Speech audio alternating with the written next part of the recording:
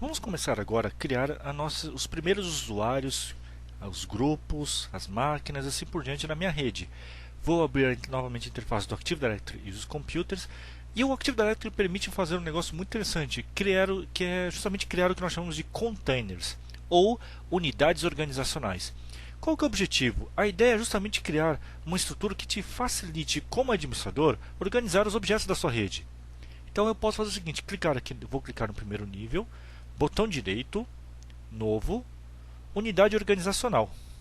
E aqui eu vou colocar o nome que eu quero. Então eu vou chamar aqui, por exemplo, vamos supor que a minha empresa tem 3 localidades, São Paulo, Piracicaba e Sorocaba. Então eu vou criar por São Paulo, ok.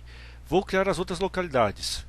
Então clico novamente aqui, nesse nível mais alto, botão direito, novo, unidade organizacional, Sorocaba. Vou criar mais um no mesmo nível, novo, unidade organizacional, Piracicaba. Pronto, agora eu tenho 3 containers. Debaixo de São Paulo eu tenho uma série de departamentos que eu quero organizar melhor os objetos. Então, botão direito, novo, unidade organizacional. Vou criar aqui, como por exemplo, de acordo com os departamentos que eu tenho na minha empresa. Então, vou criar a área de vendas, botão direito aqui no nível para criar aqui dentro, botão direito, nova organização. Vou chamar um outro chamado de contabilidade. E assim por diante. Em Sorocaba eu tenho a divisão de transporte. E tem lá em Piracicaba a diretoria, por exemplo.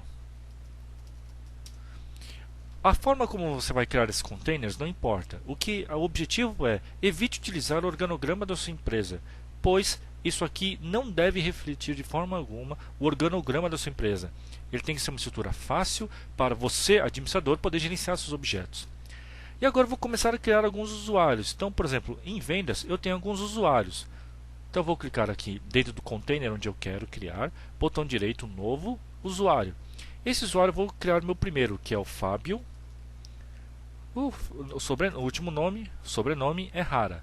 Vou criar o meu login de rede. Então vou criar como, por exemplo, Fábio H, que é um login bem fácil de memorizar. Next. Aqui eu vou definir qual que é a senha inicial. Bom, concordo que nesse momento eu sei qual que é a senha do Fábio. Então eu vou colocar uma senha que seja fácil para ele. Lembrando que essa senha deve conter caracteres especiais, maiúsculas e minúsculas, e deve ter mais do que 7 caracteres. E vou marcar justamente isso. O usuário deve trocar a senha no próximo logon. Por quê? Ele vai colocar essa senha que eu informei aqui, e no próximo logon que ele fizer na rede, vai ser pedido para que ele coloque uma senha que somente o usuário saiba dela. Então vou colocar aqui Next, Finish. Pronto, já criei um usuário. Se eu quiser criar um grupo, é o mesmo procedimento. Botão direito, novo, grupo. E aqui eu coloco o nome do grupo. Por exemplo, eu vou criar um grupo chamado de vendas. Eu defino qual que é o tipo de grupo.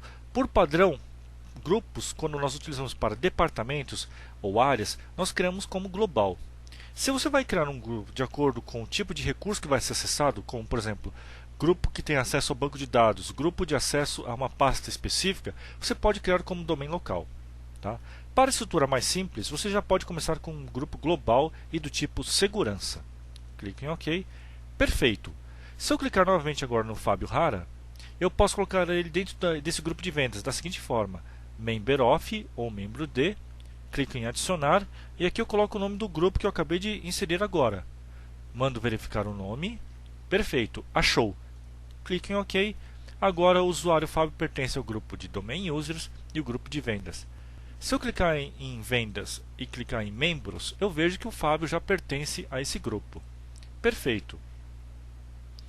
Se você for inserir agora estações neste domínio, você deve lembrar o seguinte: nas configurações TCP/IP que nós fizemos no meu servidor, lembre-se que eu informei qual que era o DNS Server. Então você deve fazer o seguinte: nas máquinas que você possui e que contenham Windows Vista, Windows 2000 ou Windows XP, basta clicar nas propriedades de rede. Você deve configurar na parte de TCP/IP, você deve colocar justamente aquele caminho lá. Qual endereço IP que eu vou colocar aqui? Eu vou colocar o endereço IP que é o do meu servidor controlador de domínio e que tem o serviço de DNS. No meu caso não foi esse servidor aqui? Pois é. Então nas estações eu vou colocar justamente este parâmetro. Fique atento a isso, pois muitos dos problemas que existem com o Active Directory é justamente por configuração errada. Tá bom? É obrigatório que você informe aqui o endereço IP do seu primeiro servidor controlador de domínio. Tá bom? Perfeito. Já configuramos aqui o servidor e já criei os primeiros usuários e grupos do meu Active Directory.